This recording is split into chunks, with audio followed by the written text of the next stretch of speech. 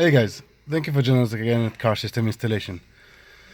Today we're going to show you another case of bed install, again lower cost, something that we don't offer.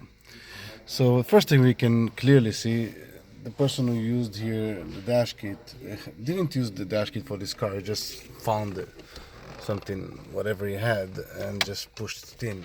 Obviously it doesn't sit well, doesn't look nice.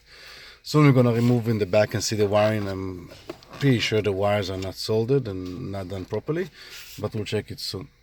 But what we want to show you is the microphone. So this is where the microphone is located.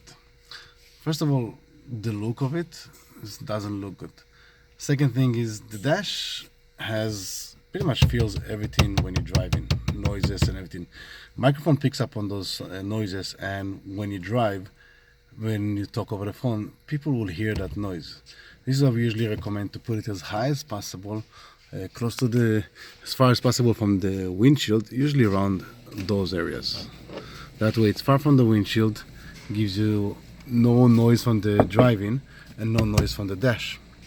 Also, we have the wire here going through the heat vent, which is a bit squeezed, so that might pinch the wire and make it even worse.